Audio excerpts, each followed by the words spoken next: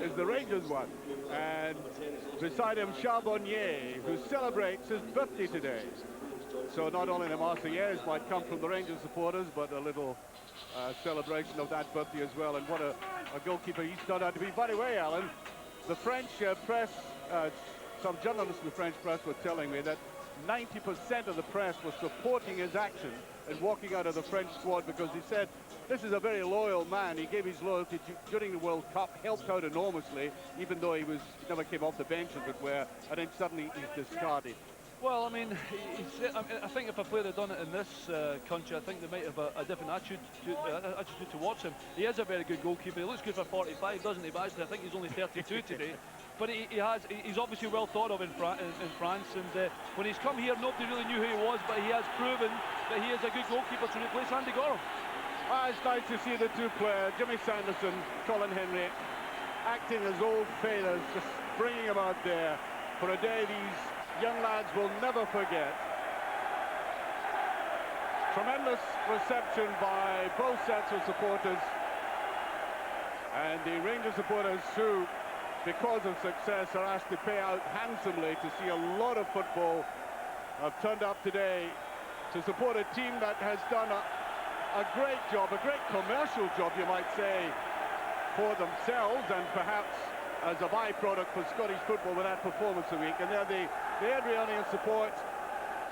Well, they've come to Celtic Park before, they've been in finals.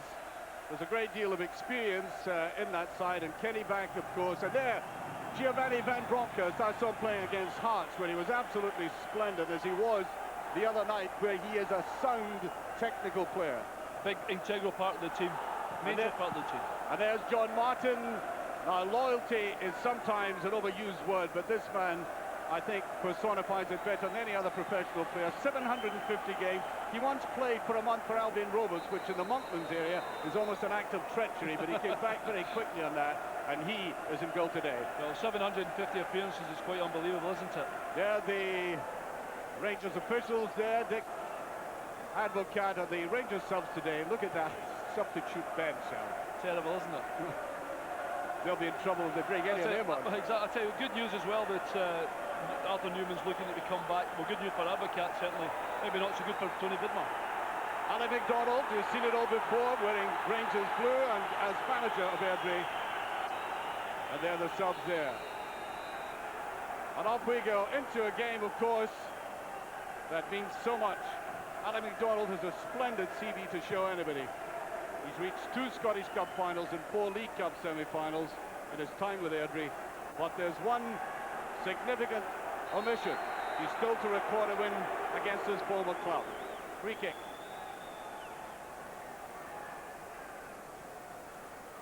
First touch of the ball there for Scott Wilson.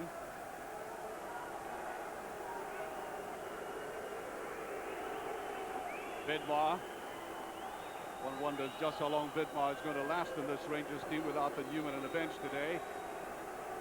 Newman, of course, an internationalist, must be the favourite to take back over. Yeah, but I will say he was very, very good on Thursday night, and it's only performances like that that can, try to keep him. If Newman has a poor, start when he comes back, that Tony can get back in the team again. Wallace. Drawn way back to the halfway line with that, Perini. We'll say the Airdrie are packing the midfield, absolutely packing it, leaving Steve Cooper almost up front on his own, really, and trying to give Rangers no space in that midfield to, control this game completely. Well, as Kanchelskis not getting the kind of service which brings out the best in him, not with his back to go. He's got to be facing it, moving very quickly beyond the full back. That was meant for Alberts. First move by Airdrie. Henry tried to go in there, taken away here by Alan Moore. Tries to go to the outside of Henry, and the referee says it's a throw. Referee, of course, Kenny Clark. Refereed Airdrie once and Rangers twice this season already. Way by Vidmar. Ferguson, quick in the uptake again. That's the kind of ball that this man likes. As Alan pointed out, there's a great deal of pace in this Rangers team, coming from all angles. Trying to get the early ball in and overrunning it. I'm not sure that we've seen the very best of this man yet for Rangers. No, I think that's a fair assessment as well, Andy. Archie, rather. I think that I mean, he struggled actually. I mean, he's got a hand cast on at the moment. He's struggled with injuries and things, and I think even, you know, to get back into your top performance and get that pace back, most definitely there's more to come from Andrew Chelsea's. Seemed like a push there by Scott Wilson indeed. Referee stopping the play. As I said, the surface is good. There should be a good passing there. There's Deg Advocat. He's had a great deal of success. Came through the Dutch coaching school under the great Rinus Michels, and has brought some of that wisdom with him. But he's still to win something, and he knows that. Airdrie's first foray downfield, trying to pick up Paul McGrillen on the left-hand side there. Paul McGrillen was signed by Airdrie after the game, which opened their new ground, a splendid new ground, by the way, and if you haven't been there yet, you should try and go. It's marvellous. Johansson, Van Broek has beautifully sprayed out. Now Vedmar. It's a great ball. Just beyond Wallace. I think played a little bit too much to his left-hand side. Yeah, a little bit. That's what Airdrie will have to watch, though. They were actually pressing the ball and got caught down that left-hand side. It's okay to try and, you know, restrict the space that Rangers will get in midfield, but when they're going to go forward and they lose the ball, that's when Rangers will have them playing counter-attacking football. Well, Kanchelskis is a winger, not a defender, and that was a typical winger's tackle on Paul McGrillen again. But I tell you, you'll be happy with that, because you're looking for Paul McGrillen, who's got a little bit of pace down there. He's playing sort of on the flanks. They've got Moore on one side, Paul on the other side, spearheaded by Steve Cooper, and they'll be looking for him to take players on and get fouls around there, so they can deliver the ball in the box for Cooper. Kenny Black, very poor one. I think in situations like that, they've got to be performing very soundly. They've got to get the basic things right. Absolutely. That's in there by Marvin Wilson, scorer of the goal, and here he comes again. Nice move there by Airdrie, and the man who scored that goal against Celtic, drifting towards the box. Set up nice for Marvin, isn't it? He scored in the last couple. It'd be nice for him to get the winner today.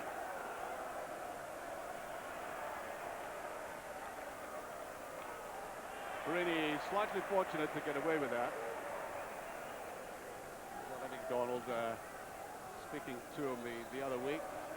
Irrepressible, hasn't changed at all in the day. He was a great nabber of goals themselves in the box. Absolutely, and tenacity, and I think it's shown in the Airdrie team. Having said that, maybe not so much in the league, but certainly in the cup competition. He wasn't speaking to me today when we arrived, because I said that we're going to get beat 5-0, but he's done really exactly what I said. He definitely hasn't played the three up front, and it could be quite tight today.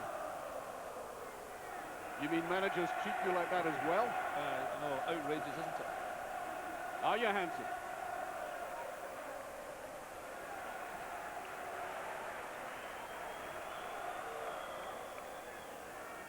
Well, John Martin there had a serious injury a couple of years ago, recovered from that. When he was a schoolboy, he was in Hearts' books, and there's a very strong connection between this Airdrie side and Hearts. That was a bad one. Look at the pace of Johansson. He might put this away. I think he's going to do it. Yes! Rangers have opened the scoring. And that was a dreadful goal for a defence to lose. I mean, that is like committing suicide, and Johansson put Rangers 1 up. Well, it was a terrible kick out from Martin. It's a shame, isn't it? 750 appearances and go and do something like that. But I tell you, Johansson didn't switch off. He could have had his back to goal. It's possible a goalkeeper can do that. He showed great pace, nicked in between. And Egan, he put them in every day. He gets in between here, he shows really good pace. Thanks very much, bang. And it's 1-0, and that's exactly the start that Alan McDonald didn't want. Well, I think you balanced that nicely, because it was a dreadful defensive error. But on the other hand, the young lad did very well. And he certainly is beginning to nick the goals now. There's no question at all about that. I think that's the last, has it scored 4 in the last, yes, 1 in the last 4? Well, that's his 7th goal of the season. That's not bad for a man who's been drafted into a position where he wasn't established in the first place. Well, that's exactly Archie, isn't it? I mean, he's by no means first-team choice initially, anyway, and he's almost made that part his own, and if he keeps scoring goals, there's no way Advocat can leave. It's a lovely ball again, and Johansson almost in on top of that. Beautiful move again by Ferguson, and so very typical of the way he's played this season. Good link up from the middle. Yeah, great link. It was a good run in between. He's actually if anything, just a little bit caught a breath. It's early in the game. He'll still be waiting for his second win after that great run for the goal. Good ball in by Ferguson. I'll tell you, if that had been 20 minutes later, Johansson would have caught that.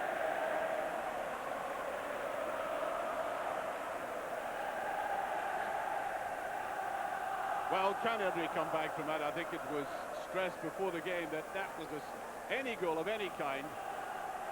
It's going to be difficult for Airdrie to come back if they conceded something in the first 15 minutes.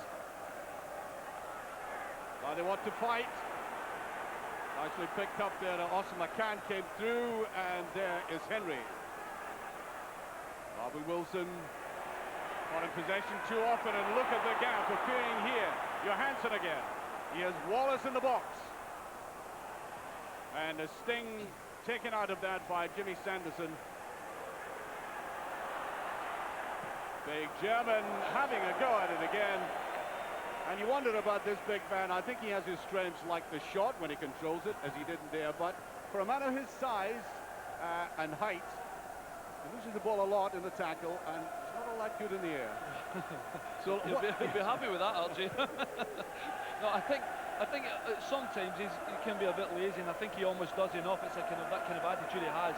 I think he maybe has a little bit more than that, but I think it's more important. I think when Dick Advocat was waiting for Van Bronckhorst to be ready the other night, he's happier with him wide, because I don't think he thinks that Alberts has the pace to play in that position and prefers him inside. Just a little bit quick about Airdrie losing the first goal. If they were going to lose the first goal, I don't honestly believe if they were going to lose a goal in the game at all in normal play, that's probably the way they thought they wouldn't lose a goal, by a mistake from Martin like that. Ferguson. Well, his turn in midfield, which I think is now becoming one of his trademarks, the way he's able to turn very quickly in a tight spot, as he did against the Germans the other night to produce that first goal. That paid off there almost until his final ball. Free kick, quickly taken there. Played out here, Austin McCann, given away. That's very slack indeed. Just tucked away there by Anthony Smith. Again, another ex-Heart signing, originally. Now Ferguson. Taking his time, making sure he got the ball in the free. Once again, McCann coming down the right-hand side. Vidmar caught out of position. Picked up here by Alan Moore. Just a little bit too hard. Once again, McGrillen is in there, and back comes Van Bronckhorst. Touched back by Wilson. Jimmy Sanderson deciding to come forward. There he is, just on the edge of the box. Sandy Stewart. A man with a lot of appearances for Airdrie. Over 300 in all. All just taken away from him. They've really got to break out. If Rangers were to score another goal now, Alan, I think it's going to be even more difficult than it now is. I think difficult is an underestimation. I think it would be almost an impossibility. But I mean, you know, 1-0 down, okay, they know it's going to be difficult. There's no reason for them that they can't get back in here. Rod holding the ball up well there. Certainly tenacity in the tackle. So, free kick. Tony Vidmar, Australian. Dick Advocat talking about him on Friday at his press conference, praised him very highly for the way he's improved this game. There he is. Sanderson. Well, Alan Moore's pace, but again, crowded out by the two Rangers players. Andy Stewart putting it down. That's a bit of piece of play by Airdrie. McGrillen has switched wings. Forced the cut back though. And so far there's been hardly any pressure on Rangers' central defence, except when almost self-inflicted like that. The problem is when they're playing with one striker up front, even when McGrillen or Moore goes down the flanks, when they're looking to play the ball into the middle, there's sometimes too many blue shots round about, Steve, and they don't really want to get the ball into the middle for the sake of giving it away. Well, that was almost 50-50 there, I think. Benefit of the doubt to the defender, as it normally is under these circumstances, but that's a free kick. The man at the back there was Anthony Smith. I've said about this Airdrie player, he's a local boy, very much an Airdrie supporter. Father, an ex-professional. Sanderson.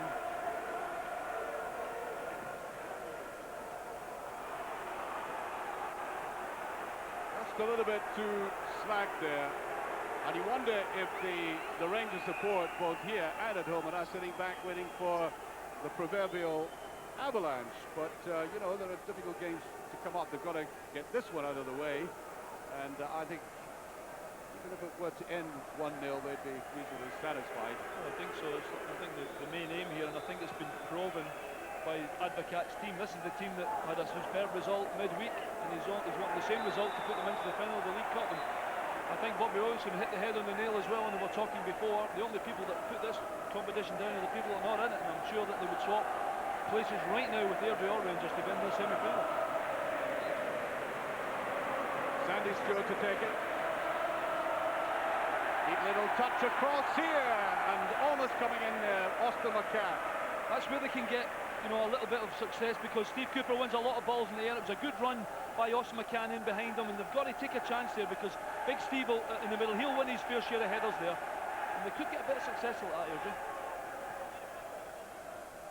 Ferguson claims for handling there. Scott Wilson giving it away though. Play to the outside, and there's a shot by Moore. And that was that little piece of hesitation right in the middle of the Rangers defence, where here he played the ball over elaborate with the ball. Well, that's just complete complacency there by Scott Wilson. You didn't see him do that at all.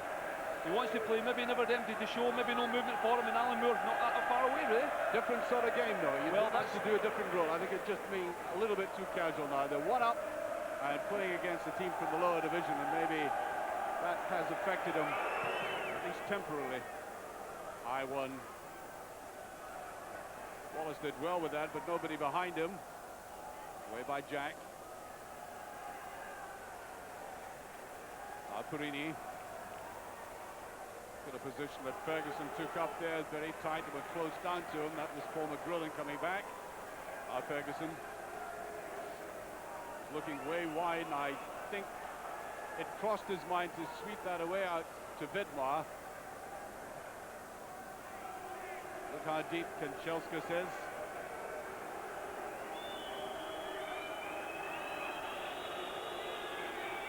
Well, he wants to pass over the load to Perini and go down where he ought to be found, and he is now.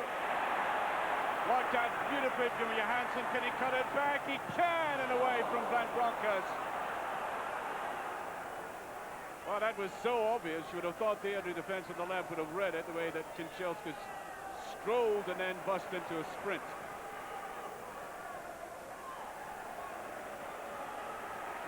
Very good plays. That was pushed out by Steve Cooper. He did that well. Now Moore, as I say, being caught too often in possession, and I think the referee judging there was an elbow there, and offside in any case. Assistant referee away in the far side. Well, we're talking about the astute move in bringing him to Ibrox. I think he must feel he's fallen into the river and come out with a prize salmon, the way things have ended up for him. Just beyond Sandy Stewart. Vidmar taking a little time over that. There's too much space by Airdrie's midfield, allowed there to Ferguson and now to Kanchelskis. Up comes Alberts.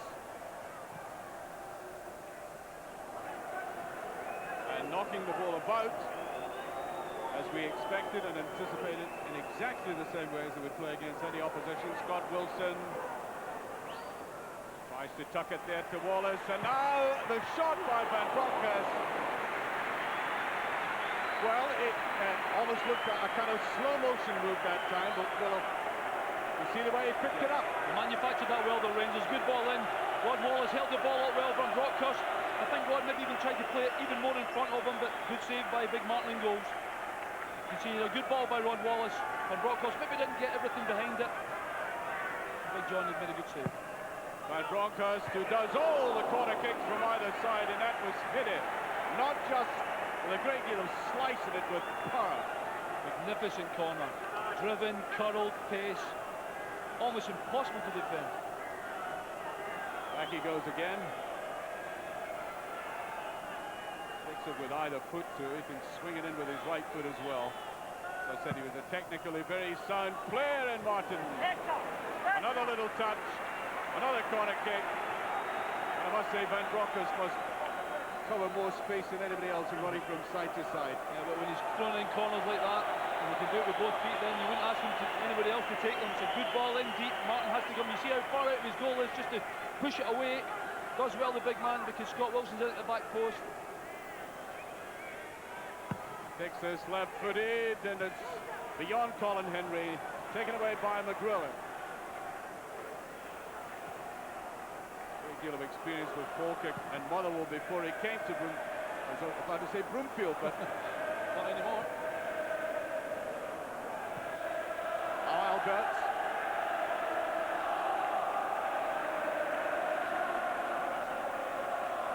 Looking for Van Bronckhorst, that is just beyond it. Also McCann giving very good support at the back. And that was a touch more positive about Scott Wilson. I think he's learned from that little mishap he almost had earlier on. He said, "I'm not taking any prisoners this time," and maybe that's too literal an expression. Yeah. Well, he's certainly gone in heavy here on Alan Moore, hasn't he? Alan, yeah, his knee has just buckled under a little bit there. Hope he's okay. You see he's going down in a little bit of pain, though. That's not good news for Airdrie. Fair tackle, though. Oh yeah, most definitely. He's gone in heavy. He's won the ball. He's gone straight through. He's quite entitled to do that. He was probably getting a little bit out of his system from the complacency he showed earlier on. You can just see his knee right there. Both of them actually. I think he'll be all right. I hope he's going to be all right. Well, I think some of the most serious injuries, and you've had them yourself, Alan, in the past when you were with Bayern. I don't like to talk about knee injury. Happened to the knees. Yeah, it did. Although the way he is there, actually, you can see, I think it'd be fair to say he's obviously twisted that, and he's holding the inside, so it's his medial ligament, and if his medial's gone, then you can forget about Alan Moore taking any other part of this game. Yeah, I was talking to one of the sports specialists during the World Cup, and he was saying the knee injuries are increasing on the continent more and more now. One, because of the number of games being played, and secondly, because of the pitches out there, which are harder and firmer, and much more likely to make knees susceptible to twist. Well, I think as well, which is fair to say, I think the game has become, in special areas of the park, you know, a little bit quicker and things. And when you've got players going quicker and stopping sharper and turning in directions, then your joints are going to take a fair brunt of the weight, and that does not look good. And you know, you don't want this. You certainly don't want this. This is an awful blow there to Airdrie, given that they've lost an early goal in about 7 minutes. And now we're going to have a substitution. It looks to me like Forbes Johnson is about to come on. Well, Forbes plays on that right-hand side. I saw him play with Falkirk as well in the right-hand side midfield. It will almost be like for like, although the problem is I don't think he's got the pace of Alan Moore down that right-hand side. And he'll just sit in where he was. And well, Moore's a great lad as well. I'm sorry to see that, because he does bring so much to Airdrie. And the way they were playing today, with McGill and Pace on the left, Moore on the right, Steve Cooper up front, that's a little bit of a blow to Alan McDonald's plans. Well, Bob Johnson coming on now this is a tragic side for Airdrie, as it is in any game when a Ferg is off, with what is obviously, I hope not, but what looks like a serious injury, a serious knee injury. Well, Alan McDonald, I think, will have confidence enough in his players, maybe reacting very positively in adverse situations like this. Bob Johnson just preparing to come on. That's down there by Ferguson. There's Jimmy Sanderson sweeping at the back as usual. Airdrie playing almost uniquely this system in the game.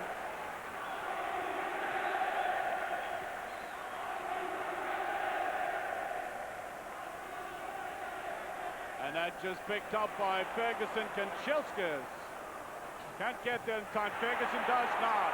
Kanchelskis beyond the defence. Johansson just inside him. Nicked away though very well by Anthony Smith, playing very well in defence for Airdrie. Now can they come back? Certainly fight hard. The manager personifies that.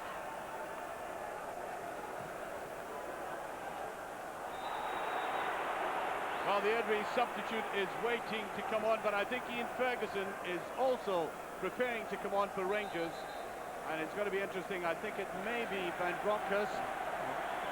Alberts it is. Alberts.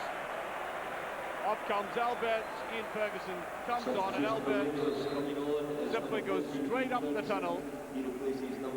I watched Ian Ferguson at Ibrox after the Hearts game when he went out into the terracing. He didn't play in that game, and he ran up and down the terracing steps. He wanted to keep as much sharpness as he can, even though he's not getting the games. We can only presume there, Archie, that Alberts has obviously pulled a muscle, hamstring or something that he can't go on, but it's like for like. Ian Ferguson just playing exactly the same position Alberts plays in. Look at the space for Perini. Wallace going in, there's Kanchelskis. Decided to go on his own there. And a foul by Ian Ferguson. First touch. I was about to say the first touch of the ball, but first touch of the opponent. Would have been on about 60 seconds. And I think, folks, Johnson, who if he doesn't make it in football, will always have a law career in front of him, being a graduate. And on he comes, man freed by Falkirk, very versatile player. And I suppose again epitomises the way that Alec MacDonaldson has to go for the bargain basement player. Unfortunately, he doesn't have the millions, does he, that Rangers had. And to be fair, I think he's done very well, Alan McDonald, with the players he's managed to get. And Forrest Johnson's, okay, he's not a first-team regular by any means, but there's a great chance for him today to show he's worthy of a place then. That's Scott Wilson.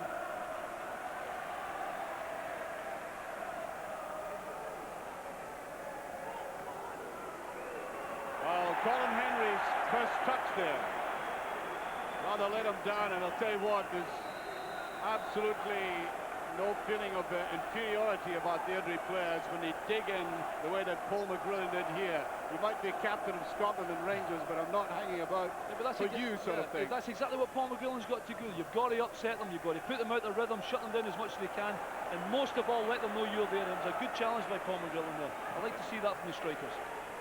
Now Johansson, fair turn of pace again by the young lad. He has a kind of gawky appearance about him, Johansson, but he seems to have been able to discipline himself a little bit. I know some Rangers supporters have wrote him off totally, but they're not doing that now. I'm sure he'll be given the biggest pat of the back of all time, and if he keeps scoring goals, I'm sure he can no problem win over the Rangers fans, and that's what he's doing right now. Good for his own confidence as well, the fact he's been given a sustained run in the team, and he's replying Dick Habakat right now. With another goal today, 1-0 up, they played almost 25 minutes.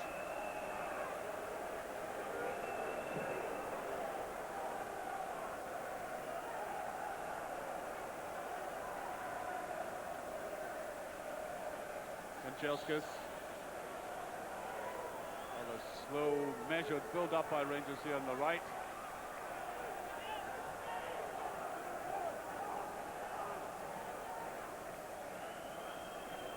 Absolutely no disrespect to Airdrie in the way they're trying to pull themselves back into the game. We get the feeling that Rangers are now playing well within themselves. They have other gears to operate on. See what happens now, even though it looks as though Rangers are very comfortable on the ball, Airdrie are working so hard, Archie, that there is no pass on for them almost, as was, you saw there with Wallace just heading the ball on to nobody. Kanchelskis. That blistering turn of pace, there's Johansson in the box. Found it difficult to gather it, and up came Ian Ferguson, just about a yard off the pace there. At Broncos, now Bidmar. Ferguson, beautiful little touch inside, and that's superb play. And that's the difference between this man this season and last season. Most definitely, did really well there. He could have played the ball in and just watched the beautiful hack heel by Ferguson, but he followed on. You see the ball in here, good play by Ferguson, bang. Good confident play by Vidmar there. I think John did well to get his body behind it. Jack delaying that just a little bit, and I think Perini had his eye on that. He knew exactly how that would be angled away to the left-hand side.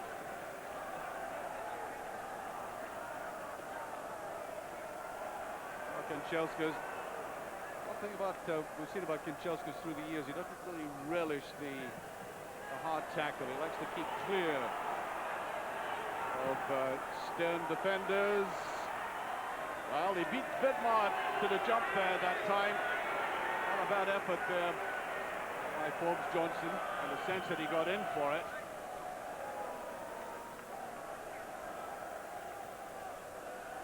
Ferguson, another little push. Well, you always say about Fergie, he does like to establish his imprint in the game. He's that kind of player. Put it about a bit. And certainly you're guaranteed that from Ian Ferguson. 100% effort that boy will give you. Rushing right into that, Marvin Wilson. Again, Marvin Wilson very much the local boy in the side. True Airdrieonian through and through. Tell me he doesn't want to play for any other club, but I think if Bayern came along and offered him, he might change his mind. Just a bit. Nice little chip in there by Van Bronckhorst. Al Ferguson.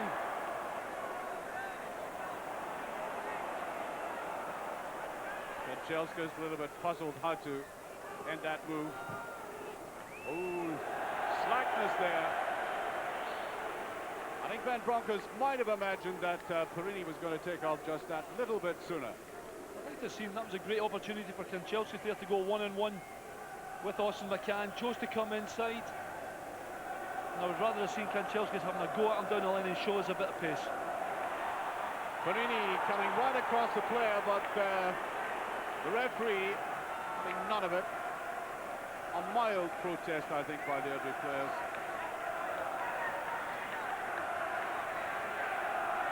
Well, you can hear the Airdrie supporters just underneath us. They are in no way dispirited. You can hear they're making more noise. I think probably the Rangers support sitting back waiting for more. Well, it certainly hasn't materialised. Still 1-0. Kanchelskis.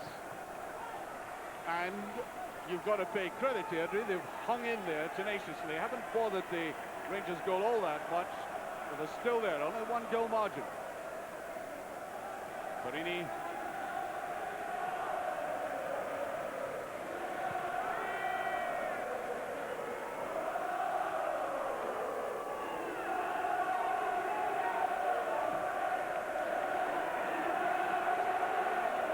No pressure on that Rangers defence at the back.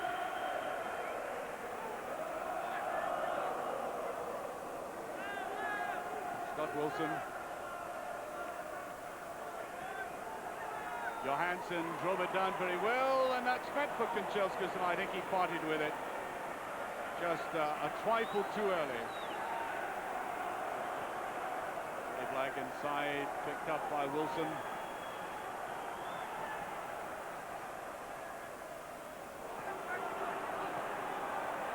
Yes, I think Colin Henry imagined that was his ball, the big man who said that he'll be rather different at Ibrox in as much as he won't be under the same kind of pressure he was with Blackburn. No, but he has to alter and adjust his game a bit. Yeah, he does, but he was right. That was a Rangers throw in there.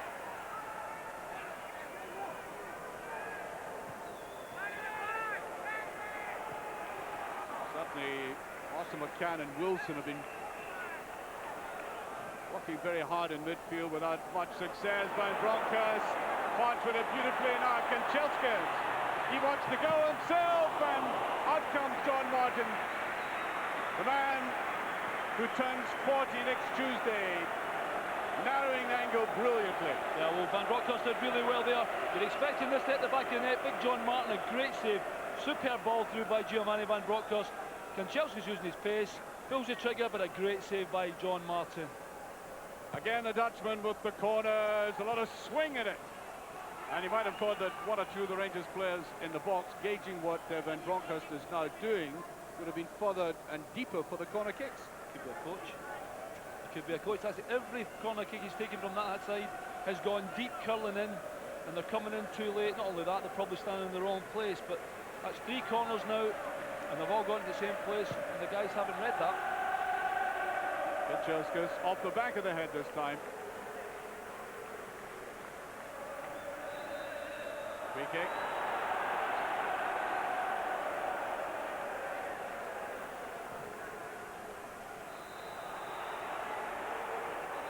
Kick offside, quickly taken and too quickly.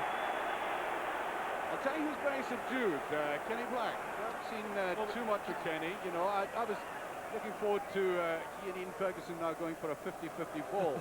That might happen yet, don't worry.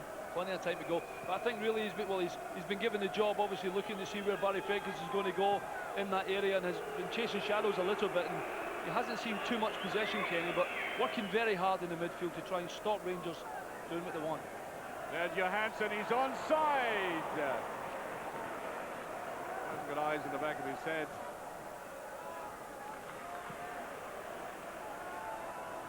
Well, he may not be a prolific and established goal scorer. Johansson, there's a gift by Henry.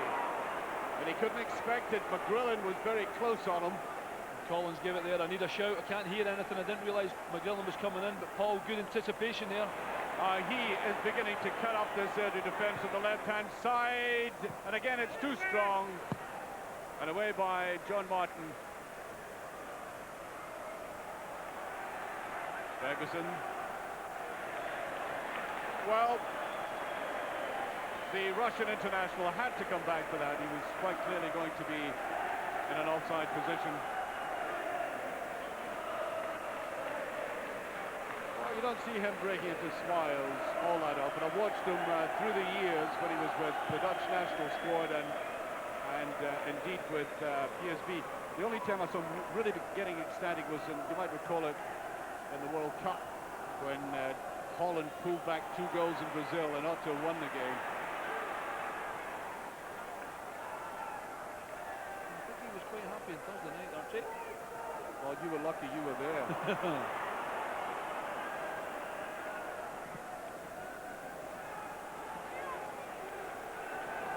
And Bronckhorst parted with it just a little bit too soon. Good skill by Van Bronckhorst. Actually, Tony Bisbard didn't read what Van Bronckhorst was going to do there. That'll come in time. A good skill by Van Bronckhorst there.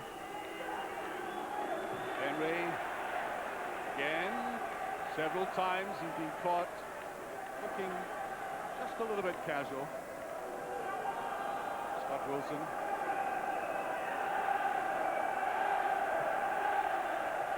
Not entirely sure how to come away with the ball, Scott Wilson, but here's Kinchelskas. On the outside, Johansson. This truly is his position, going wide. That's not a bad ball, and Ian Ferguson comes up, and I'm sure is absolutely delighted to get in there to finish that off, and you could see it coming all the way. So Johansson has started that by coming deep, taking the ball. Kanchelskis put it on. He finds himself out in the wing. Great ball in. Fergie into the box. Nobody figured. Marvin Wilson never really went for the challenge. He just let Fergie run in. With Albert's going off, Fergie gets his chance and notches a great ball in, curling away from the goalkeeper. All Fergie has to do is get contact on it, and the goalkeeper can't stop that kind. Yes, and he comes. Look at the almost kind of ruthless determination about the way he put that down from Martin, who was left totally exposed eventually. A good goal. It was always going to come from the moment it left the foot. Got to say about Ian Ferguson, there's always been this division of opinion about him, whether he should play much further forward. Remember his great cup final goal for St Mirren in the cup final. He does have that ability to finish. I think he now prefers actually midfield. Actually, I've spoke to him, my goodness, lots of times, and I think he likes it in that midfield. He's always involved in there. He's a good passer of the ball, Fergie, and I think obviously his greatest attribute is, he really battles and challenges, and that's what you need by midfield players. There's Kenny Black. A little push forward here, now Van Bronckhorst. Way down to Wallace, who's offside. And I think indeed the 2 Rangers players were offside. Johansson away to the right-hand side. He's rather disbelieving there, I think.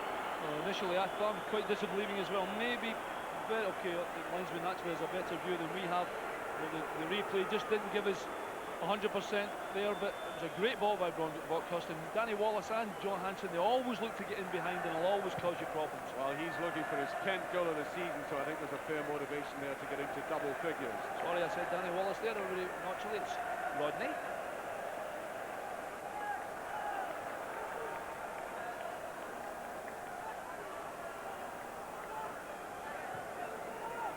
think it'd be fair to say he's been the find of the season for Rangers, isn't it? Nudged Forward there by Smith. Kenny Black. Well, a little bit annoyed about that. I wonder, is that a reputation? A bit of a jam in there. Double block, maybe? Well, it was a 2 feet. I think, okay, Kenny has a little bit of a reputation, maybe the same as Fergie, but most definitely when you give him with 2 feet there, you're never going to get the decision from the referee. Kenny, maybe a little bit frustrated, but certainly a 2-footed tackle. Held that beautifully, Johansson, allowing Perini to come up on him. Rangers' ability to get out of tight corners like that is one of the noticeable differences between the side we now see and last season.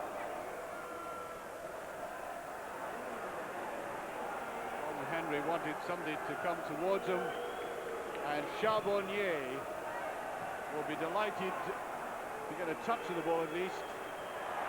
Yes, free kick, and McGrillen has been told, don't let this man pose with the ball, get in hard. Most definitely, and you know, if you're going to have a defending you think might take a little bit of time. Here's Ferguson. Seemed to take it from the back there, and he's gone down. And he's certainly suffering. And Vidmar puts the ball out properly. And Ian Ferguson's challenge. I think he got something as he went past the player. And it does take a lot to stop him, although, Alan, he has suffered a lot of injuries in his career. Yeah, he has. Most definitely has. I think Ian's holding the back of his calf muscle there, presumably a little nick in the back of the calf, just as he was going to play the ball there. Sore place to get caught there. He'll be all right, but stings for a couple of minutes. Maybe go see here, just gets caught in the back. Rangers managed to get the ball out to give him a little bit of treatment, but he has had a few injuries, Ian, but you know, he's just on the outskirts at the moment. Not a regular, but always a good man to have in your staff. He isn't, but if you're going to have a squad that's going to take on all these games, you know, the budgeting fixture list of any prominent team in Europe, you've got to have a player like that. Absolutely. Not only that, he's chipped in with a goal.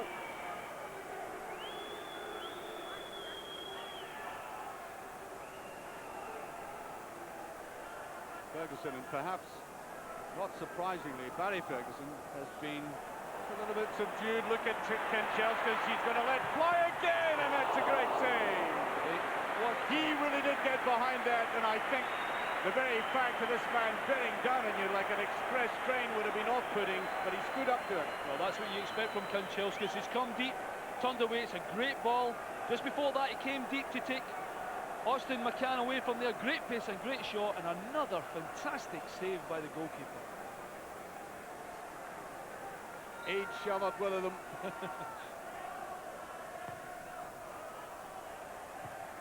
Down there, just tucked away eventually.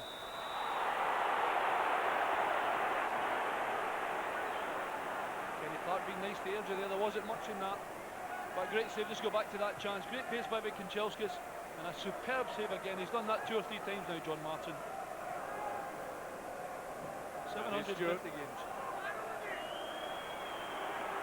Charbonnier, there was a misjudgment between the captain and his goalkeeper. Really, that was a very delicate ball played into that no man's land there. You can see that, Alan.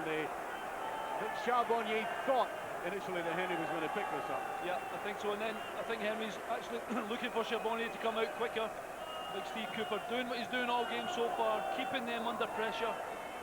As a striker, he's quite entitled to go for that.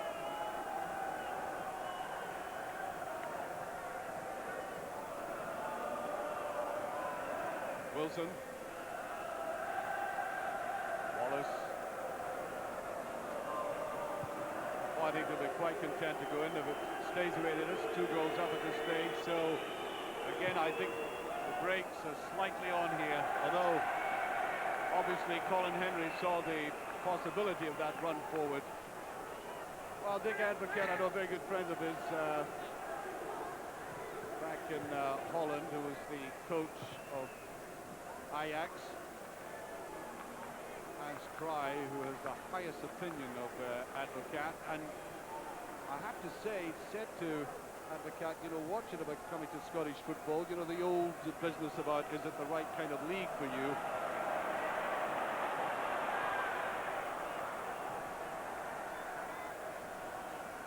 But now he's settled in, and I think by the attitude of the Rangers players and his from the moment he stepped into the stadium, clearly he's after this trophy.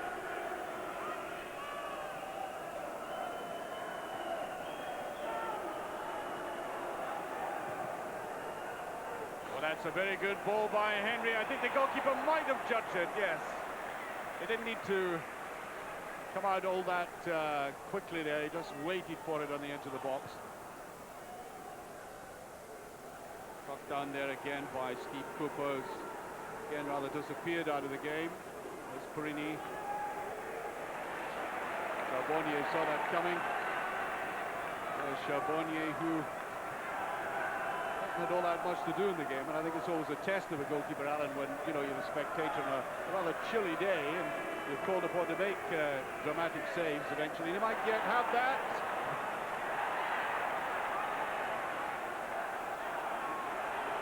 Wonder what Dick Advocate will say, Alan, about well, he's answered it already about that rather dilatory way that Rangers occasionally lapse into in defence. Well, they're obviously very slack there. They want to play around with the ball, and they would know that Airdrie's going to go and put them down under pressure. And he'll be looking for him to play the ball a little earlier than that. As you say, Archie, he didn't look particularly happy there, did he? There's Vidmar doing a bit of pushing. And as you can see there, we're approaching half-time.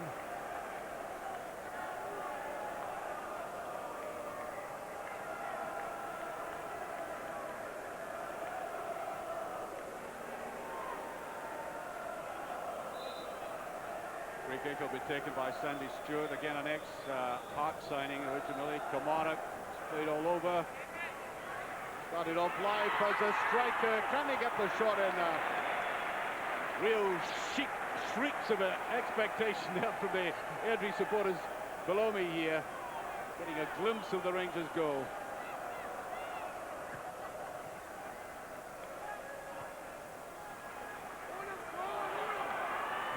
Played back across and nobody in there for Airdrie. When Broncos come across to defend, and this is the great quality of that Dutchman. He has good defensive instincts as well. That's why he knows it's a very big reason he's playing in that part of the team. Got a bit of pace, can create goals, but also is a good defender.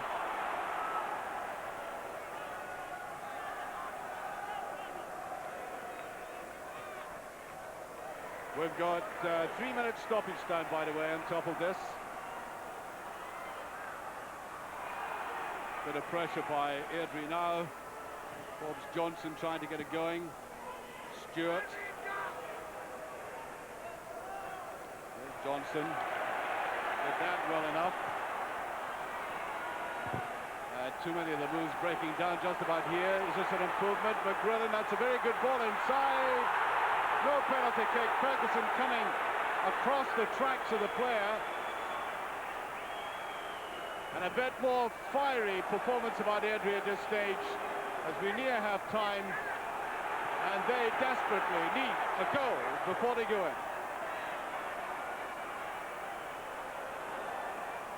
Tucked back there by Ferguson and back to Charbonnier. The Christmas come early if they got this one. You can see it's actually Ferguson that's gone in front of him and he's just fallen over. Certainly no way that's a penalty.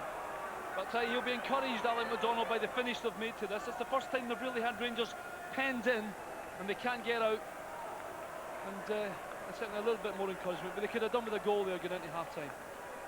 Wilson caught out there, just a little bit too straightforward with the ball. It needed to be angled. There's only going to be one winner here.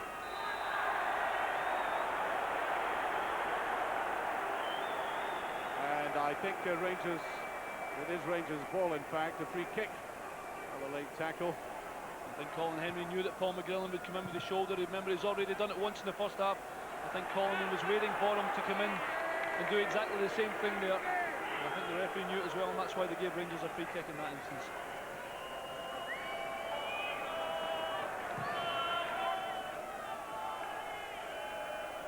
Wallace really Wallace and Johansson together, just being left upfield with there's Scott Wilson taking no chances. I was saying about Johansson and Wallace being left upfield by Rangers, with occasionally Kanchelskis coming forward. Other than that, they seem to be settling back in midfield, containing Airdrie just before half-time. Might have been a touch on that. There was indeed. Free kick, corner kick. Charbonnier had it covered all the same. Going across there to take it, Kenny Black. A couple of goals he scored this season.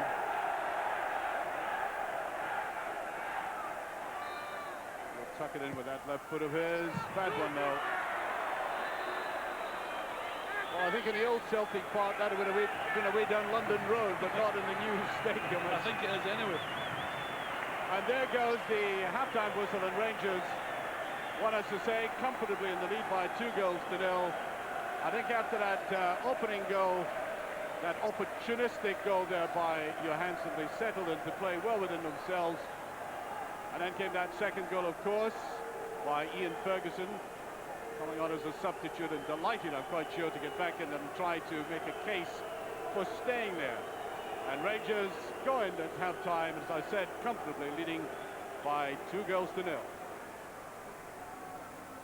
Thanks, Archie. Yes, Rangers 2 ahead of Airdrie at half-time. We'll be looking back at the best of that first 45 minutes with Graham Spears and Bobby Williamson right after this shot. Sclaff, and we just didn't get kicked up a divot. You have to say it's an excellent finish by Johansson. In the end, he was really congested by defenders. But it was a terrible clear out. I actually didn't think Jimmy Sanderson was actually wanting John Martin to roll the ball to him for Jimmy Sanderson just to take it out, and Martin refused, and in a way there was no need for the whole thing to happen. Yeah, and the indecision really has cost him the goal, Bobby.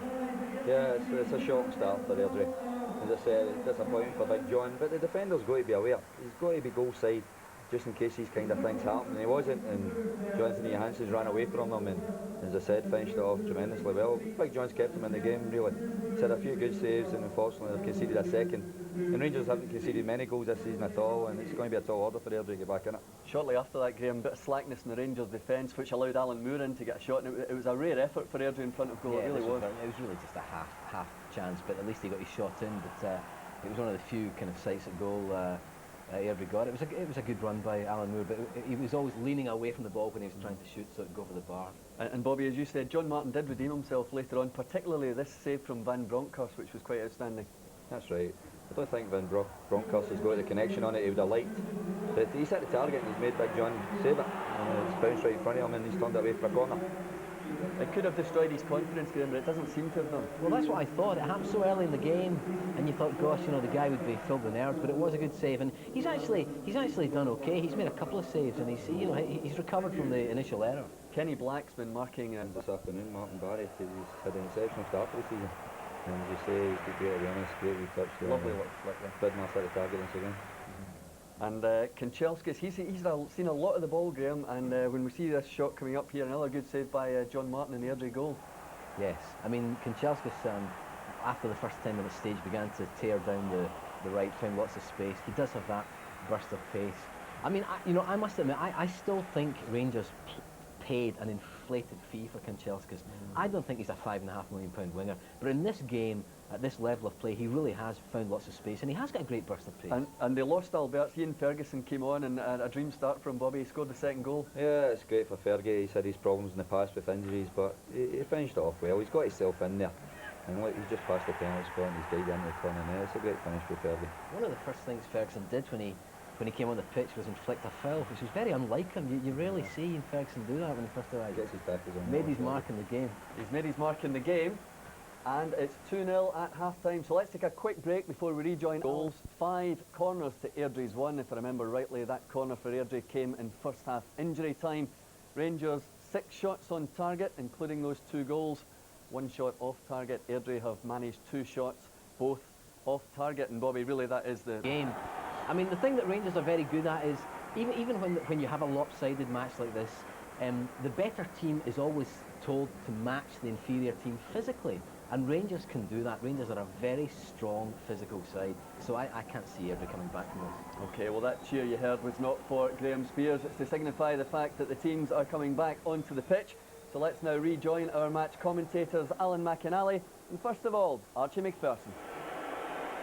Thank you again, Jim. Well, as Mark Twain said, there are lies, damn lies in statistics, and you cannot get away from the harsh reality of what you showed there at half-time. The 2 goals and the indication of the pressure that Rangers had, or the possession that Rangers had, and the sheer harsh fact that they are a superior team to Airdrie, and it will require the veritable miracle to pull them back into something like parity.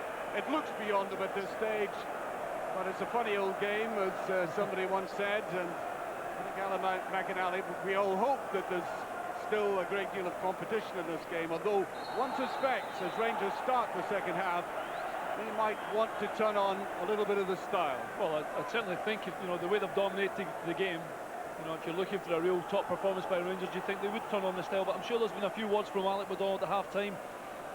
A little bit much of the same, I would think, though, really. Just try and put Rangers under much pressure, force them to make a mistake. But the way the first half has gone, I expect Rangers to get another couple of goals because, you know, the gap in the clubs is massive, but out there today, the gap is also huge.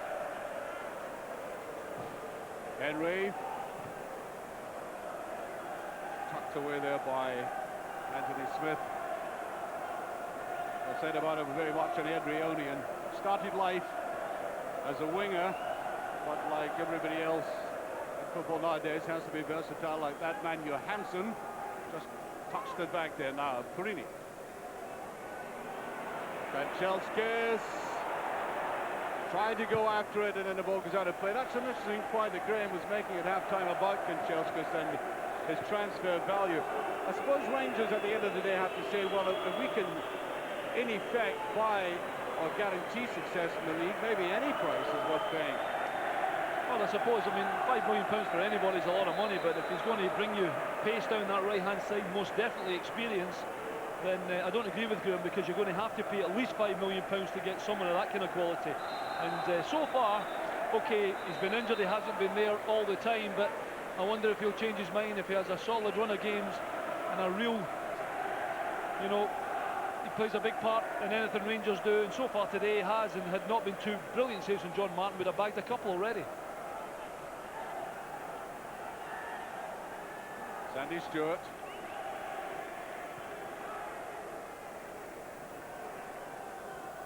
Somehow or other you feel that in the logic of a way a game goes, in a situation like this, Airdrie need to do something in the first 15 minutes of this match. And there's a lovely ball into, beautifully headed on there by Austin McCann. And that is their clearest chance of the game. Suddenly he sneaked in there, beating Purini to it. It was almost there. Great ball by Paul McGrillen, and he got in front of Kanchelskis. You see here, Austin McCann definitely gets in front. That was unlucky because he could have easily beat Charbonnet at that far post. Paul McGrillen does really well here, turns a great ball in. McCann attacks the ball before Kanchelskis, and that was unlucky, and you almost called it right. They do have to do something in the first 15, and they almost did there.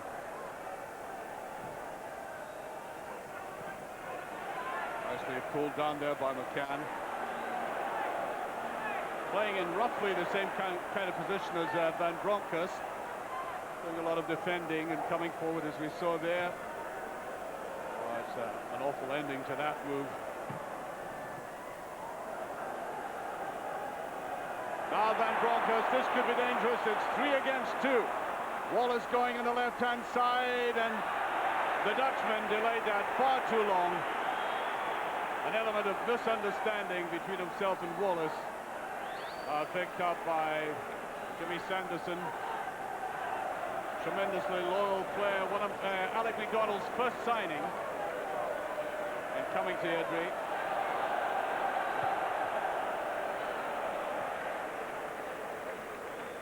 Charbonnet.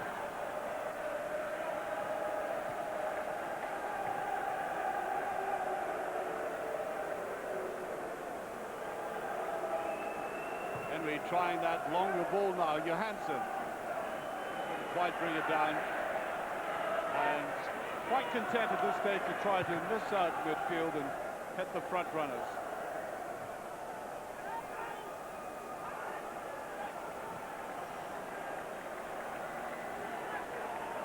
There by Jack. Perini well beaten there by McGrillen. Well, I think it's an effective game in a way. He's been tenacious, not allowing Rangers players to settle whenever he's had that opportunity to go at them. Henry. Tempting Airdrie to come forward a little and try to get possession.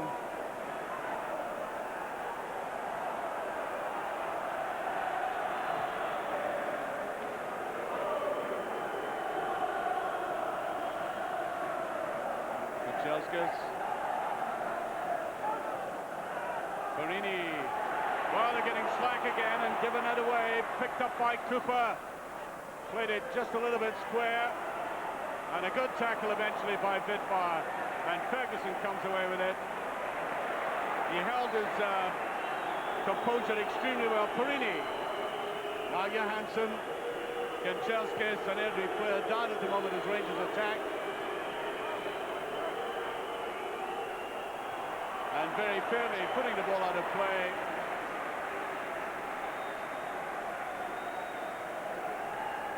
There he is, as I was pointing out about McGrillen. He has been combative this afternoon. You know, he hasn't messed about. He's not going to be intimidated by the presence of the Rangers players. Maybe he's suffering a little as a result of that. Yeah, he's working very hard. Just a couple of minutes ago, putting a beautiful cross as well, didn't he? That McCann almost scored with a header. Alan McDonald giving some instructions. I didn't actually see what happened to Paul McGillen. Could only assume that he's gone over on his ankle, trying to get in to put Rangers under pressure again. Well, he scored famous goals in his time. Scored that goal, that winning goal for Falkirk against Celtic in the famous Scottish Cup semi-final game. Every support, still buoyant and optimistic.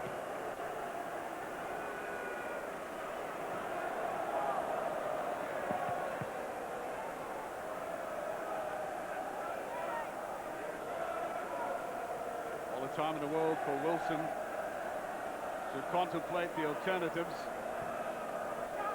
Tries to get that to Wallace, that's just a little bit too hard. Well, in actual fact, Johansson away to the left was in a very good position, probably a better position.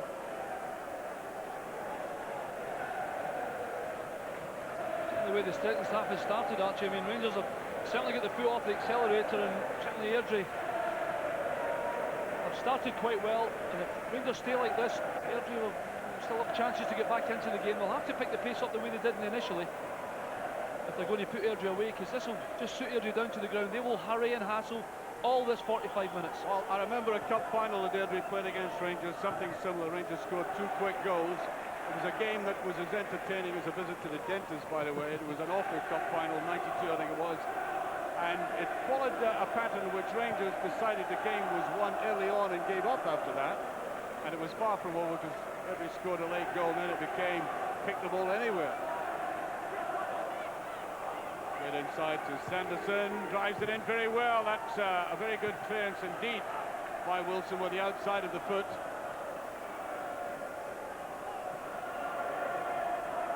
Ian Ferguson beaten by the bounce. And I think a free kick for that.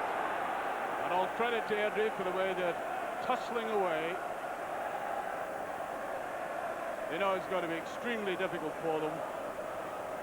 But at least there's a degree of spirit and enthusiasm about the way they're approaching this. And that was, once again, McCann creeping in.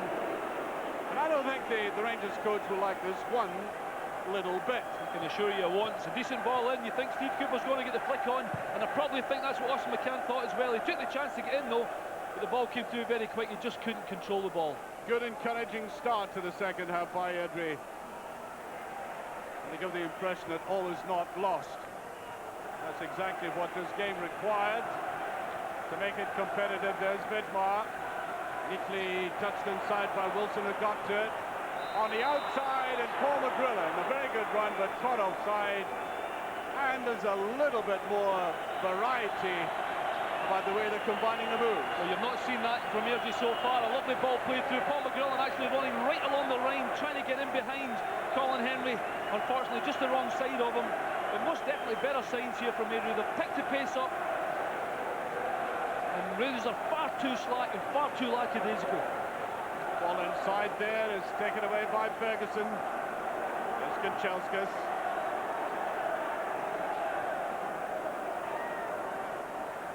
Like I said earlier on, it doesn't matter what kind of European game you play, and something of the edge of your game is taken out of you, and especially if you played away from home. And there may be a little bit of a reaction creeping into Rangers play at this stage because of that. Yeah, I wouldn't even go back as far as the great result they had, Archie. I just think they got this game won now, going through the motions, and Airdrie are the ones that are putting them under pressure, making Rangers make mistakes. Exactly like that. It's just slack play by Kanchelskis, and they give the ball back, and that will give Airdrie a little bit of confidence, think they can get into the game again. Again back to pick that up. Nice little run down the left-hand side. Marvin Wilson is there with Perini.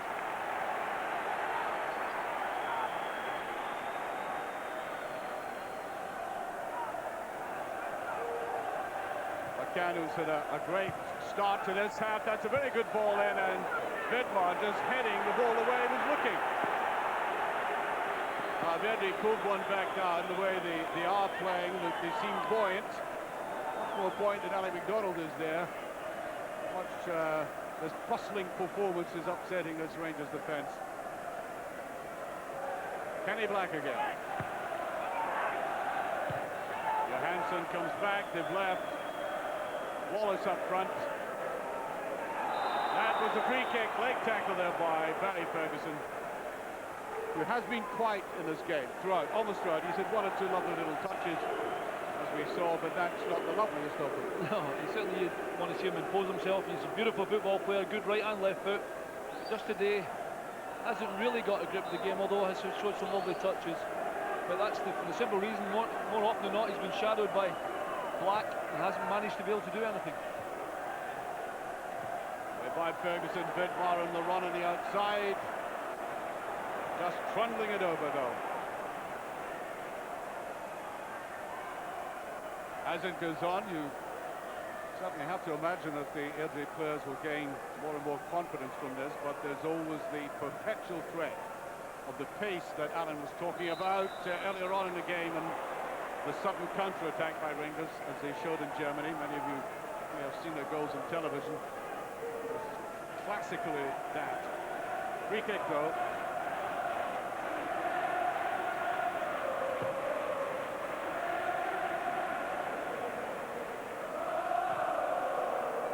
Johansson being picked off in the middle now by Jack, especially in the air.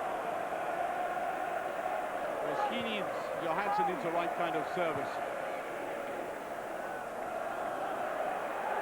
Touching match there as Barry Ferguson just taken away again by Black. That was effective.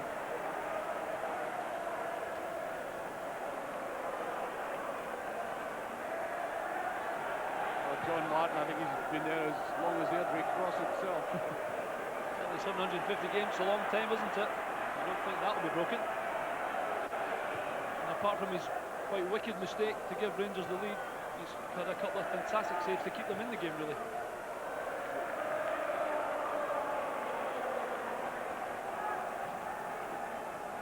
Forward there by Paul Jack.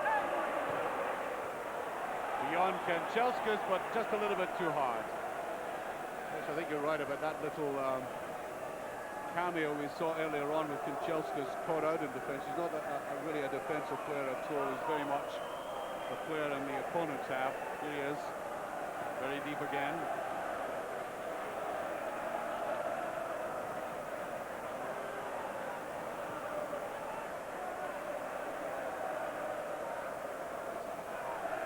I think I can anticipate this press conference after the game, if it finishes like this, with Big Advocate talking about this phase in the game for Rangers, where one or two of the players, I admit you're right, one or two may have thought the game was all over. Others are looking just a little bit jaded. I just wonder whether he's maybe even thinking of bringing on Gordon Jury, possibly, for one of the top. See Scott Wilson going one way or the other. Steve Cooper definitely catches him there. And I just wonder whether maybe bring on for Wallace or Johansson. Both worked extremely hard on Thursday night, and I don't see them just too willing. There he is, getting warmed up. I think Dick must have heard me, because when you're going to work, this is the kind of day, really. He did tell me he has a telepathic communication with you, Alan. Well, he could do a lot worse than listening to me, actually, I can assure you. Anyway, but what I was going to say was, this is the kind of game now, when you've got possession, you're putting a little bit, you've got to look for strikers to get, to be working, willing to take the diagonal runs into the corner. McGrillen, lovely ball across there. Oh, what a miss there by the substitute. Forbes Johnson coming in on the right-hand side, and the better chances have fallen to Airdrie. And the way they're going on, they deserve a goal in this game, and that almost came. What a great chance that is. Again, McGrillen really active, superb ball over. He's hoping somebody's in the middle. Somebody was in the middle. Forbes Johnson. He's got a head like a turtle, not headed the ball at all. He's just let it hit his head. A great ball from McGrillen. Really got to power that in past the goalkeeper. All he's done is let it hit him off his head, and it's gone past. That's probably the best chance. Another free kick.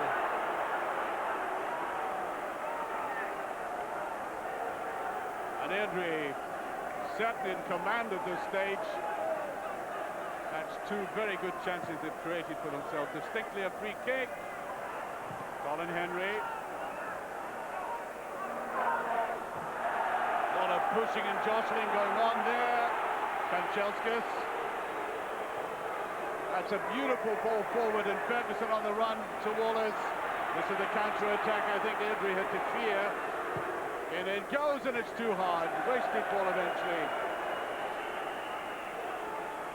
We might be getting to this very much anticipated situation where Rangers are not playing at all well at this stage, but they have the ability to break like that. Well, yes, they do. Of course, they do. I'll tell you what was noticeable there, though. It's a good early ball from Fergie, but Van Bronckhorst, I think he's obviously feeling the pace as well. He would normally have burst in to try and support Rod Wallace round the outside or into the box, and he looked a little laboured getting into the box. Well, he's had a little bit of a doubt about him. He didn't train with the others in Germany. But he played very well on Thursday night, and I think to ask him to come out and do the same today. That is the best save Charbonnier's made this afternoon. Saving a corner kick from that first pass. You'll be glad of it. Kanchelskis. Fighting his way forward and brought down. Free kick. There's going to be a booking for the man I thought who's had the best of the first part of this half, Austin McCann. Well, it's certainly been sandwiched in between there. Austin's trying to get back. He knows Kanchelskis got a bit of pace to go down the outside, and Austin, having been forward here, is trying to get back into his position. He's maybe a little bit unlucky. There's not a great deal in that, but the fact that he's taken him from behind is decided. Ferguson, he was looked at by the trainer, by the way. Went off very quickly and seems to be okay. Dick Advocat just underneath us, yellow card for McCann, as we said. Dick Advocat just underneath us had turned around to his substitutes and talked to them again, but still no indication of any change.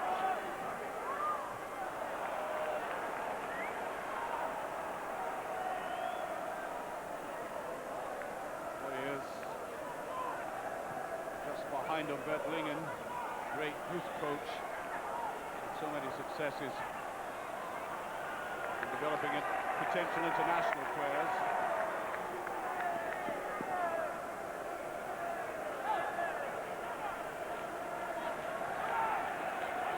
It goes to McCann.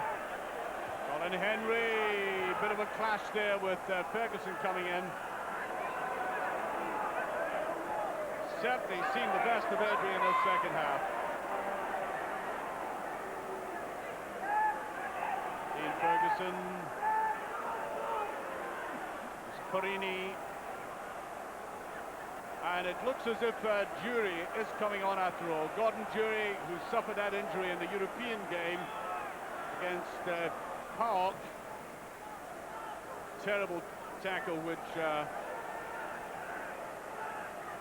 might have seriously injured his career. Well, he's been out for that couple of months. And it looks as if he's now just about to make a reappearance. I thought they might make a change because things have gone pretty stale for Rangers. Bonnier, and it was Wilson who took it off. Yeah, I think Jury is about to make his entrance again. There's that clash up there. I think Scott Wilson's going to be all right. It is Johansson coming off. He's been asked to perform a difficult function, that youngster, because he's not primarily a forward central striker. No, he's done well, and when he's been asked to, to fill in there, he's returned with a few goals, and not only that, a very important one today. But he's done really well. But glad to see Gordon Jury back in. I'm a real favourite of Gordon Jury. He works very hard for the team, unselfish, good goal scorer. And as I say, that might just bring a little bit of sharpness back into Rangers. Balls over the top, him chasing in and supporting him to get them back into this game, because Airdrie have had a great start in the second half. There's Paul McGrillen, second time in about 10 minutes he's been caught offside like that. Maybe by the law of averages one will come off for him, because he is doing very well in sneaking in behind that Rangers defence. We're living at the moment in defence right on the margin, and Alan McDonald, yes, can you lip read? just on the verge of apoplexy. I was going to quote him there, but I thought maybe not.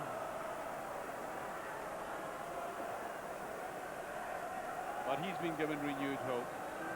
Oh, it's still an onerous job for Airdrie.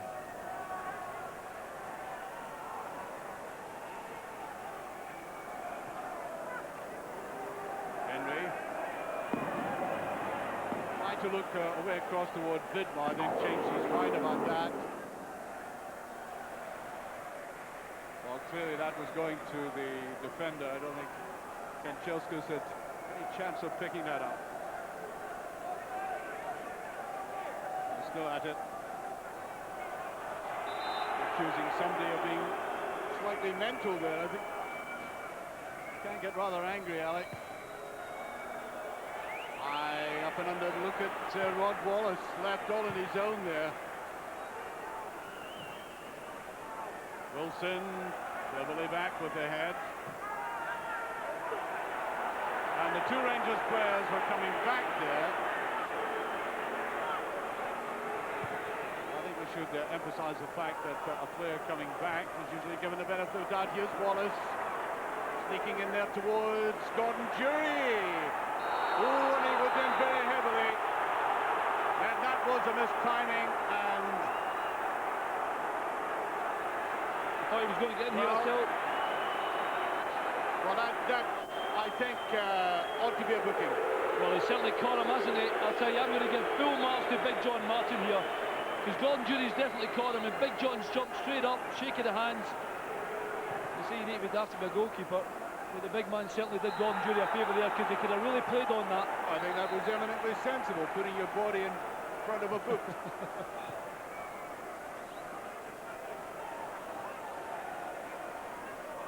Just played a little bit too much in front of Jury, by the way.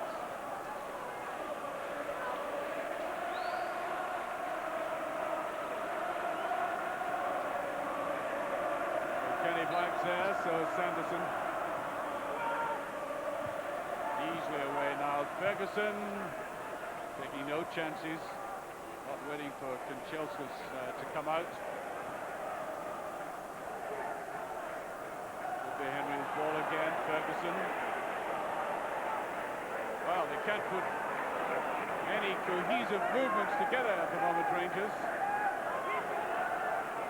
Losing out in midfield, where significantly Ferguson and Van Bronckhorst are not operating as effectively as he did the other night, and I think that is precisely the reason why Airdrie has so much of the ball in midfield.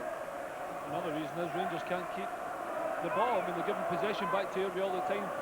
Passing isn't as precise as it normally is, although I suppose they're going to put it down as well to Airdrie working so hard, not giving Rangers any space. Right, it's a bad ball by Wallace again.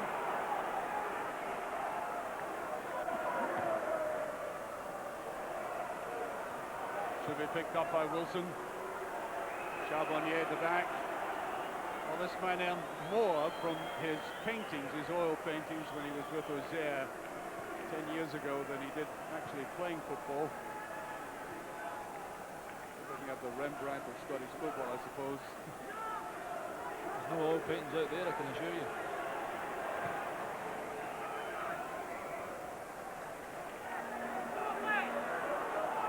McGrillen, and Chelska's going back with him.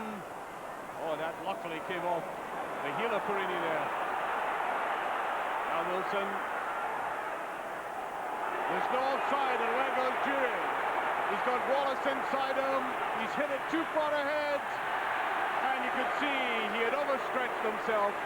And I think the very presence of Sanderson beside him put him off. Well, he's on for exactly the reason I said. They're looking to get in behind. It's a good ball, and Joe Gordon was definitely onside. They've let him go. He's looked up to see if there was any inside. That touch there just lets him go. Sanderson does enough to get back. Good defending by Sanderson there.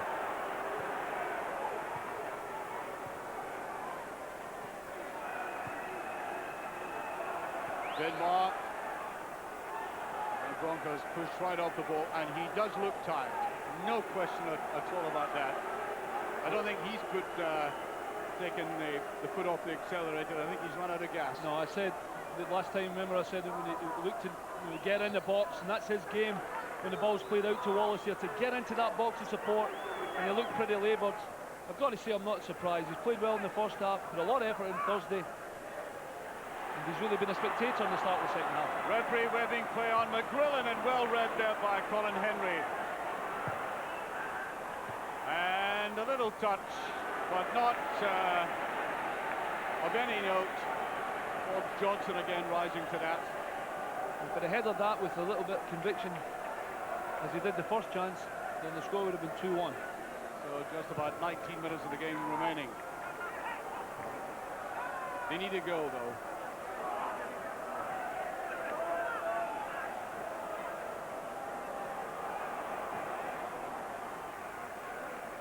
Well, they've certainly matched Rangers, more than matched them, in their fitness and endeavour, their work rate, lacking a little bit of quality, I think, in obviously some crucial areas of the park, but amply compensated for by the way they've driven at Rangers in the second half. All to their credit.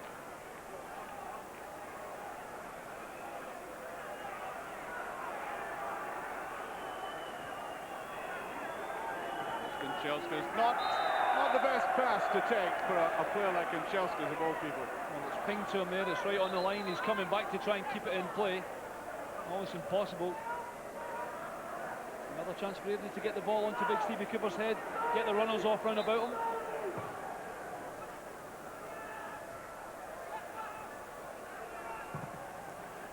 Yes. Wallace chasing after that. There's the breakaway. And he's away and he's going to do it. Yes, that's it. It's all over.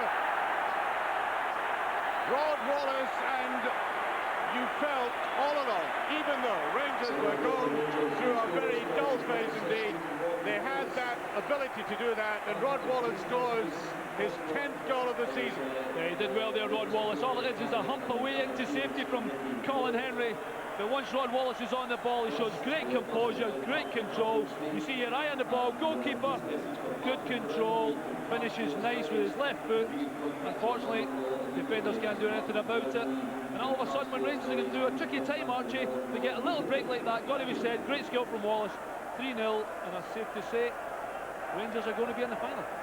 And you know, significantly for the rest of the season, and a warning to all the other sides, I think Rangers are going to be like that ability to pull themselves out of the doldrums with quick counter-attacks. There's a run again, and, well, Gordon Jury was certainly offside, but the man who ran forward there certainly wasn't, and that was Barry Ferguson. Well, Barry Ferguson made a great run from deep there, and he's giving Gordon Jury offside, but Gordon Jury standing almost right next to the linesman. There's going to be another change. They're going to bring Arthur Newman on for Brand Brockhurst. They said he was a bit tired. And Arthur Newman, this will be a welcome sight for the Rangers fans.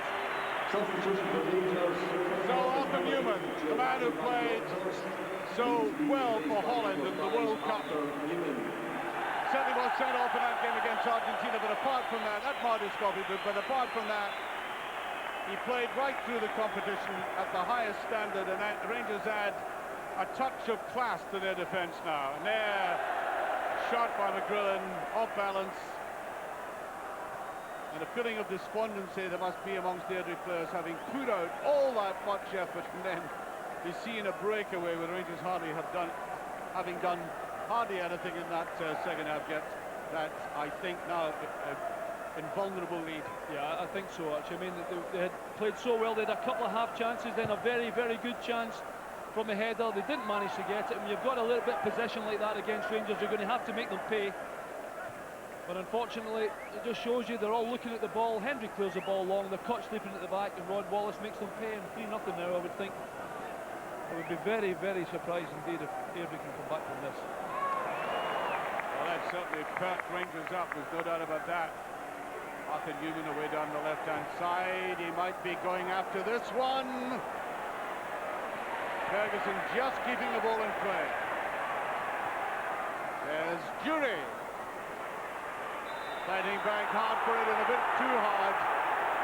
Tried away across that corner, didn't like it. And Gordon's got his arm across him here. He's got his arm too high there. I think there's a little bit 50-50 there. Paul Jack's gone to ground very quickly, but referee's given the benefit of the doubt. Well, Rangers and Airdrie up to this game hadn't conceded a goal in this competition.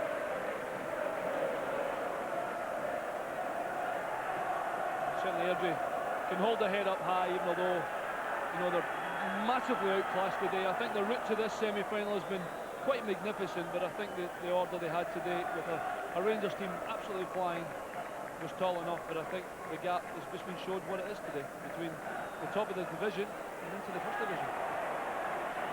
Perini. Here's Kanchelskis. It's a quick one, it's to Gordon Jury, and almost Perini. Wonderful little triangular move that, swinging way from one side to the other, and perhaps deserving of the fourth goal. Yeah, I think I'm not trying to work out whether Gordon actually tried to play Perini in there or not. I'm almost sure he did, because that's not a header to goal. He tried to get Perini coming in late. At last we see Kanchelskis delivering a ball of quality from outside to in, and that was almost 4-0. And you get the feeling now, don't you, that Rangers all of a sudden have decided, all right, let's try and get another one.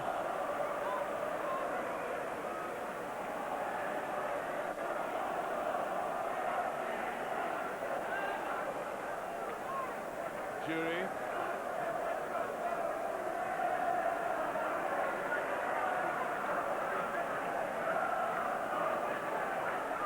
Henry edging forward himself after Newman away in the left, desperate to get his first touch of the ball. Here's Gordon Jury. There's Newman again. Touches it beautifully to Wallace, and that is in again. His 11th goal. It's now 4-0, and coming just slightly further back from him, from that beautiful little touch by Arthur Newman. And that's it, as you said, Alan, he wanted a little bit of style to finish. Yeah, well, all of a sudden Arthur Newman's into the play, and he brings his class in, he gets the ball, cuts inside, it's a beautiful run. I'll tell you what it does though, he makes his mind up. Wallace makes a great run across, and all he needs is the little bit of touch just to direct it. You can see it's a great run from Rod, a beautiful ball in from Arthur Newman. And thank you very much, number 4. Rod Wallace will be enjoying this now. I'm sure he'll be wanting his hat-trick. He just needs a little bit of touch to direct it. It's on goal, and that makes it number 4. And interestingly enough, Arthur Newman can play left midfield as well, apart from playing left full back. In fact, some people think his defensive qualities aren't as strong as his attacking ones in that regard. Colin Henry, right into the rafters of this magnificent stadium.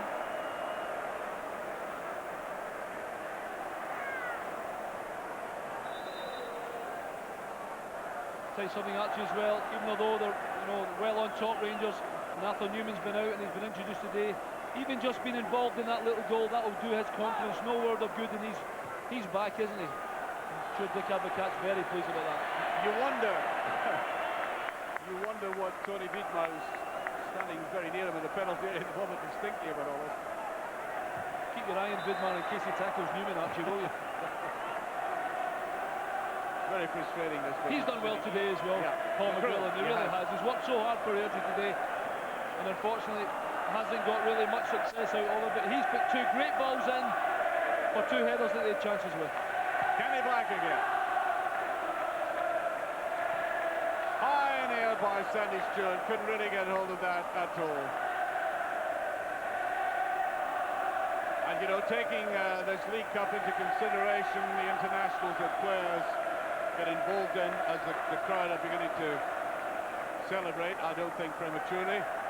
Taking all these games into account, it's a tremendous drain on the resources of clubs. But you could tell from the way that Rangers, or the way the manager refused to substitute, not all that easily, that he wants these players to bind together as often as they can, get as many games together as often as they can. So it's going to be not all that much rest for this Rangers side.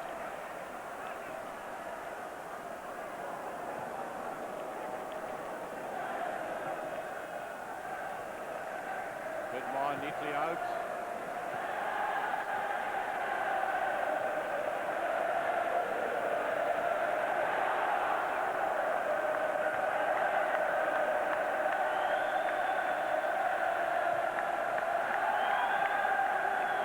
Now the Rangers support have taken up moral practice.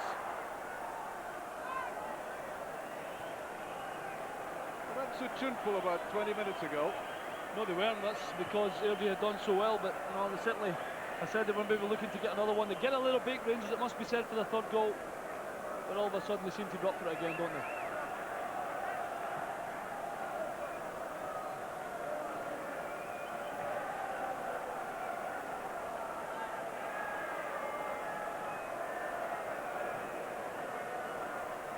Looks like Gareth Evans may be warming up. Come on for Airdrie in the last 10 minutes of this game. Colin Henry edging away from a centre-back position and almost setting Vidmar off. There's Rod Wallace, rejuvenated as a player way back in that left midfield position. And a sense of relaxation through Rangers ranks. Now, I don't think they were actually getting into a complex about the way Airdrie were playing, but they were certainly in a rut. And Rod Wallace got them out of it. Here's Arthur Newman trying to go forward.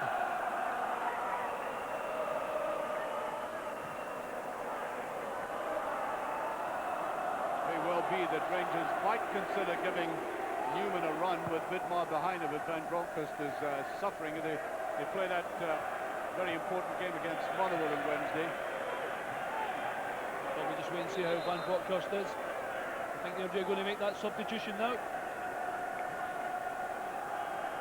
Substitution. There's Paul Jack, comes off. On comes Gareth Evans. Well, Gareth has got pace as well. We've seen him a lot in Scottish football, especially with Hibs. I think he won this competition with Hibs. It did indeed, and I think a little bit too late for him to act Superman now.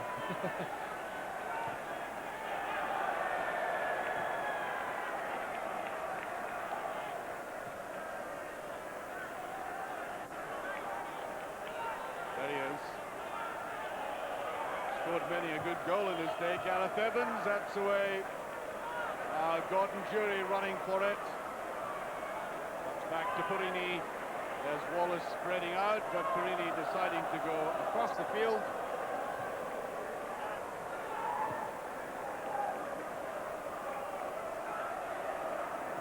No pressure on Henry. Purini. And nobody, to notice that they're not chasing and harassing the Rangers players they were doing in the first part of this half. There's Wallace going in for that. Arthur Newman to the side. Wallace, and there's a corner kick. I think Newman might have gone for that himself. Well, I thought he was going to have a pop. He's actually tried to get Rod back in the way they did for the 4th goal. The reason they can't, Arch, is because they're completely tired now, and they cannot possibly keep putting pressure on a team. I promise you, it's easier to have the ball and work than not to have it and chase it to try and get it. And the guys here, they have worked hard, but they've just nothing left. Newman. steps it back again. Very one-footed Arthur Newman, of course, that left foot of his. But it's a very good one, and there's Jury! Nicely judged cross. As I said, he's got a very cultivated left foot, puts it in there. I think Gordon should have done a lot better there, actually. Yep. I know they're certainly well into it. I think he probably thought that Stevie Cooper was going to win the header and Gordon wasn't going to get it, but half chance. Going away, there's Newman again. Out to Jury. Looks full of running, Jury, all the same. He's up for it, no question about that. Here's Arthur Newman, wanted that ball played forward and is offside. I think the pass, the final pass, was just that little bit over-delayed. Yeah, I thought actually Fergie should have played the ball a lot quicker than he did, because Arthur's made a run really early, a couple of seconds before he even got the ball there. But Ian just couldn't bring it under control to get the ball through to him. Vidmar coming away himself. Decided to go on his own, he's being pulled back, the referee letting go on. Here's Wallace again.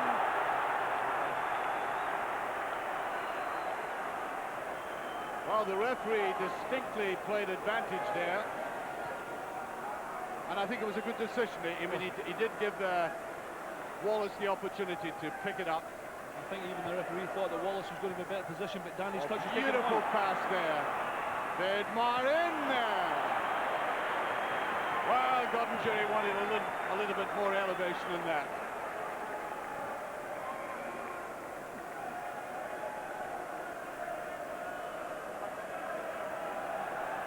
So, into the last 5 minutes, there will, of course, be added injury time. Remember, we're live at Easter Road on Tuesday evening when Hearts play St Johnstone. That should be a really good game.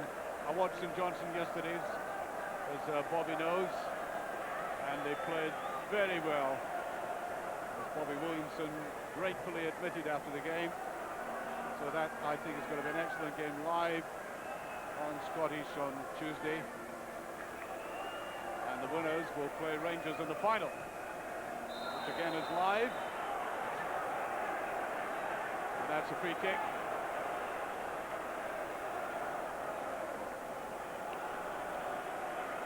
And the yellow card is out there. Torini.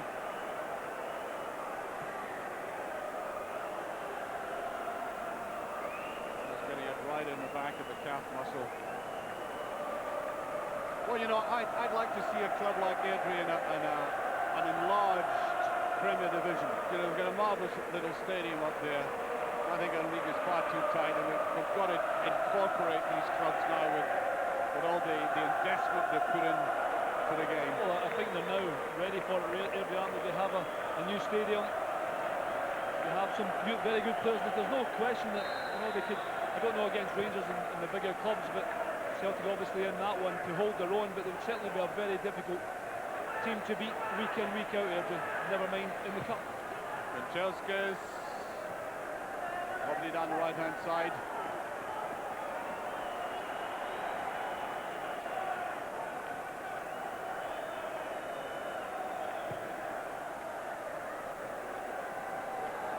Might have been a hand used there, but at this stage, back by Black.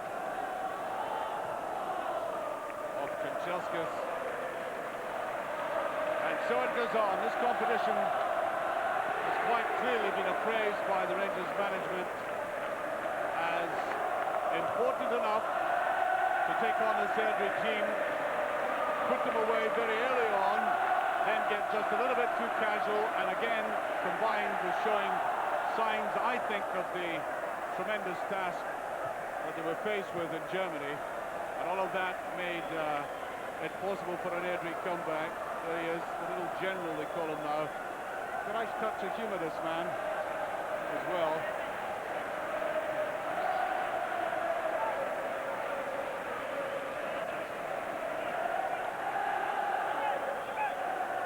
Black.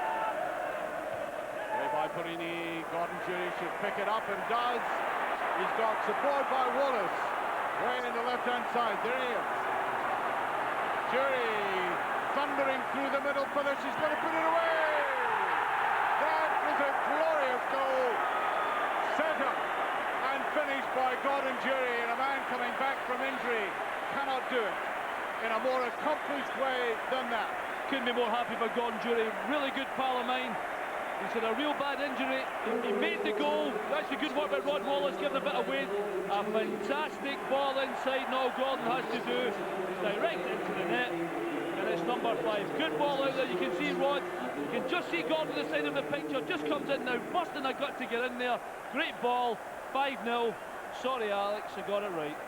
Well, you know, I had to get that in there because he wanted to speak to me. Well, don't say any more. It's lawyers. I won't, I promise.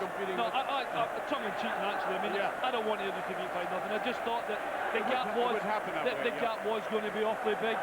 And having watched Rangers the Thursday night, they were so impressive, actually, that they're on song. What a stark contrast there is between the first 20 minutes of this half and this emphatic Rangers win now. You wouldn't have guessed at that stage that Rangers would end up with 5 goals and probably even more. Here's Kanchelskis. Wants to put it in himself. There's Ian Ferguson.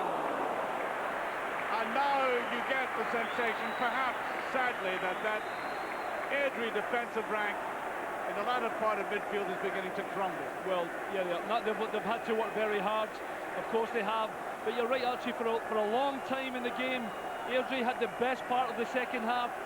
A little bit of more luck, they could have maybe even levelled it at 2 each, but Rangers got a little break to make it 3, and that's when they decided to just lift it a gear, and all of a sudden it's been the one-way traffic again. I mentioned the breakaway Rangers goal, you know, that's always in them, despite how they've been playing.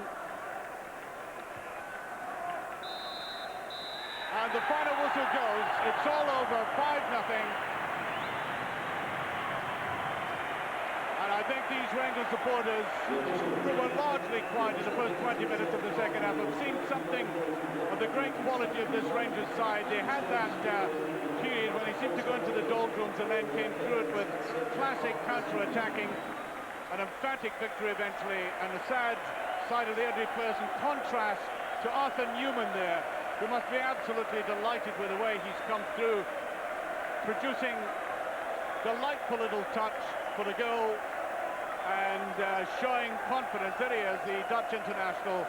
It's all looking good for Rangers at the moment on the European front and the domestic front, and for Airdrie, a gallant effort, Alan. It was most definitely a gallant effort by Airdrie. At one point with the early goal, you thought it might be the onslaught. They actually survived that, and if anything in the second half really came out and gave it their best shot. It wasn't enough, and I think the gap was just too big in the day. And you can go back and have a chat with Alec McDonald now. The prognostication absolutely right. The final score, Rangers 5, Airdrie 0. So there we have it, Rangers 5, Airdrie 0, as Archie said. Alan McInally called it correctly on Friday. I've got to go home in the same car as him. He's going to be insufferable tonight. I'll be back with Bobby Williamson and Graham Spears in a couple of minutes, so stay with us.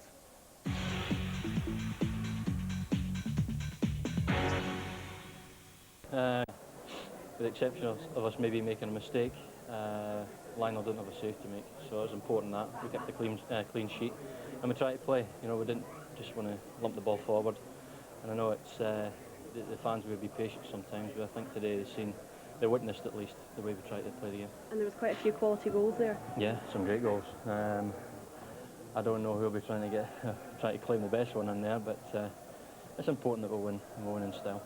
It's been a hectic week for Rangers, that European game midweek. Did you take your toll? Obviously at 5-0, not that much. Well, no, I think maybe first period of the second half, just into the second period there, we sat back a wee bit and we looked a little bit jaded, but we managed to up a gear when we got our third goal, and yeah, we scored 5 good goals. But you've made the first final of the season. You must be very happy with the way Rangers are shaping up. Oh yeah. I mean, they've said this week. They spoke about how good or how well the team's been gelling.